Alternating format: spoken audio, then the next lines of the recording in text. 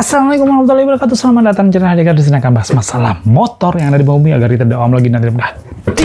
Di belakang ada penonton, guys.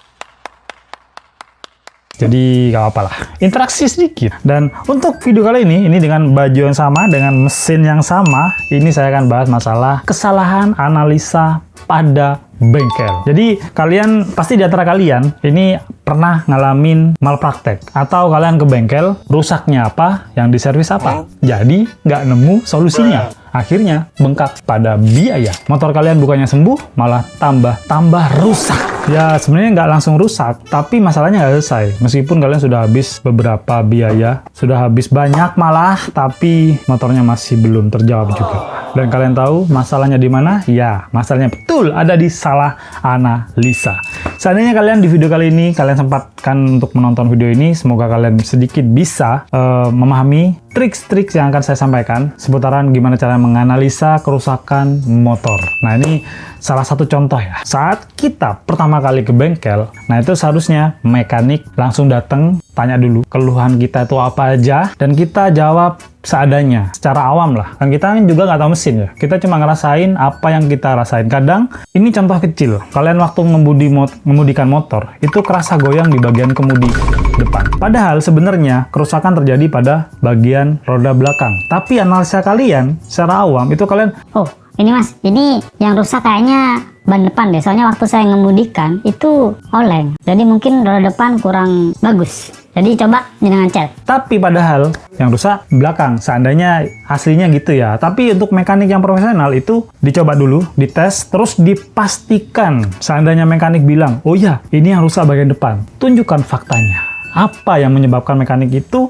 menvonis yang rusak adalah bagian depan. Kalau seandainya yang rusak ternyata bagian belakang, tapi analisa pemilik motor itu bagian depan, ya mekanik harus nunjukin secara logika yang rusak ini bagian belakang dan dampaknya di bagian depan. Soalnya kebanyakan ini untuk bagian roda ya, ini contoh kecil biar kalian tuh nggak mudah digibulin atau nggak bisa dijadikan malpraktek ya. Jadi untuk kerusakan ban itu, meskipun bannya masih tebel, itu kadang serat dari ban itu putus dan akhirnya bikin ban itu nggak center. Dan kalian tahu kalau ban belakang sudah nggak center, itu goyangnya kerasanya di bagian depan. Ini lagi masalah salah analisa di bagian kaki-kaki, contohnya shock absorber atau bagian shock depan atau belakang itu. Misi bang, numpang pipis. Iya bang, mama. Tak ceples pak metu yun ya. Kasih ceples yun.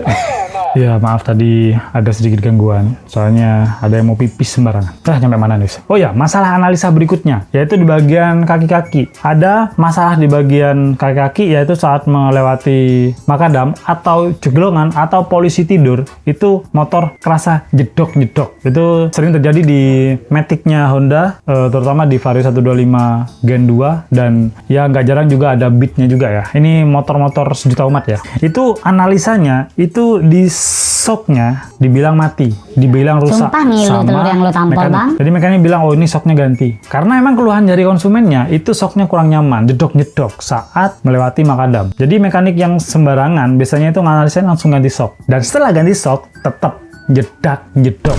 Ayo, apanya? Bikin jengkel nggak? Harga shock itu nggak murah, minim 250 yang ori. Nah, masalahnya di sini ternyata ada kerusakan di bagian karet engine mounting. Itu lepas. Pernah nggak kalian ngalamin karet engine mounting itu lepas? Shocknya nggak apa-apa, tapi divonis shocknya. Atau yang ngeyel, yang sok tahu, itu pesan online. Wah ini shocknya rusak nih. Ah pesan online lah, online lebih murah. Nyampe-nyampe beli shock yang bagus, yang mahal sekalipun 1 juta lebih. Tapi tetap nggak jawab masalah. Akhirnya ke bengkel lah. Sampai di bengkel, wah kalau yang nggak expert ya mekaniknya nggak, paling shocknya nih nggak cocok gitu. ganti shock ori ya, ini ganti shock ori ya, biaya 2 kali udah. Kalau mekanik yang profesional tuh langsung dicek, langsung dicoba, dan keseluruhan yang bergerak di mesin itu diperiksa. Setelah shock itu ternyata ditemukan nggak apa-apa, malah baru nggak mungkin ya. Dan ternyata kerusakannya ada di bagian karet engine mounting. Jadi kebanyakan seperti itu. Jadi hati-hati saat menganalisa, harus bener-bener sesuai dengan fakta. Jadi konsumen tuh nggak mendapat informasi abu-abu. Jadi harus pasti, dan konsumen juga jangan acuh. Wih mas, aku nggak ngurus sis, aku nggak tahu percaya sampean wis. Aku percaya kalau sampean, yang penting pedaku enak. Wah itu hindari tuh. kata-kata kayak gitu tuh. Soalnya konsumen berhak tahu juga secara pasti kerusakan yang dialami oleh motornya. Ini lagi yang sering terjadi salah analisa di bagian double starter. Double starter itu kan penggeraknya tuh banyak ya, dari tombol, terus ke switch rem. Ini bicara matic, nggak bebek juga sebenarnya ada, tapi kebanyakan kan kita naik matic ya, jadi kita bahas matic aja deh. Tombol, switch rem, turun ke bendik. Ini rata-rata ya. Bendik itu penghubung langsung antara dinamo ke aki, jadi biar tegangannya lebih tinggi. Setelah bendik baru turun ke dinamo. Tapi dari semua itu tergantung pada daya dari aki.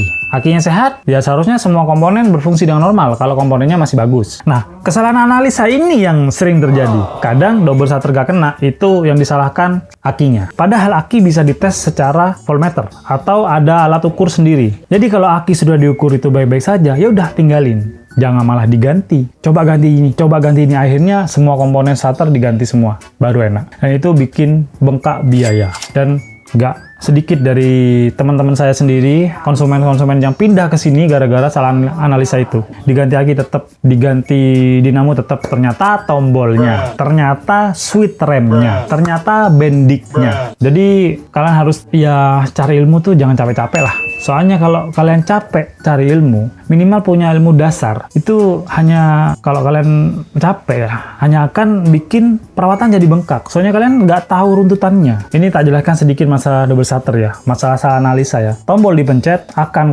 akan mengkonekkan bendik kalau switch rem itu dimainkan. Jadi kalau kalian mau tanya cara ngecek switch rem itu gimana, ya lihat lampu belakang. Lampu belakang harus hidup dulu, lampu rem. Kalau switch rem disentuh, itu nyala lampu rem belakang, berarti switch rem itu berfungsi. Berarti tombol aman, switch rem aman. Nah, kalau saat dipencet tombol starter itu bunyi cetek, berarti bendik aman. Nah, kalau masih bendik aman, tombol aman, terus switch rem aman, kalau misalnya masih bunyi cetek, voltase oke itu aman, ya berarti sudah fix dinamonya. Dinamo ini bisa macet, ada beberapa kemungkinan. Yang pertama, coilbusternya aus atau habis. Yang kedua, magnet lepas. Dan yang ketiga, terbakar lilitannya. Kalau sudah terbakar, mending ganti satu set. Nah, kan gampang kan kalau sudah beruntutan nganalisanya. Jadi nggak langsung vonis, oh ini akinya, oh ini dinamonya, oh paling ini, oh paling itu, ya boncos kalian. Jadi semoga di video kali ini nggak ada lagi yang salah-salah analisa. Oh ya, ada yang lupa tadi ya. Masalah mesin kemarin sudah saya singgung di short. Kebanyakan orang itu kalau motornya ngasep atau motornya sering kehabisan oli, itu langsung yang divonis piston tanpa ngecek komponen lain seperti katup. Padahal piston itu hanya dampak. Piston itu hanya dampak dari kesalahan atau kerusakan komponen lain, komponen penyebab utama. Ini contoh ya, ini klep oblak karena bos klepnya kocak. Itu bikin oli tekor dan akhirnya oli habis yang diserang piston dan komponen mesin lainnya. Jadi itu kalau sampai salah analisa, ganti penyebabnya aja, ganti efek-efeknya aja, seperti ganti piston aja, ganti setang, ganti yang aus-aus, dan tanpa mencari sebab utamanya, itu hanya akan mengulang lagi kejadian yang sama, yaitu mengulang lagi kerusakan mesin yang sama, dan itu nggak akan pernah selesai. Kalau kalian pernah ngalamin hal yang serupa, komen di kolom komentar dan kita sharing apa yang kalian dapatkan dari pengalaman pahit kalian, biar kita semua bisa belajar. Nggak hanya belajar dari video ini, tapi belajar dari pengalaman kalian. Semoga video ini bermanfaat, dan jangan lupa bersyukur hari ini. See you next video.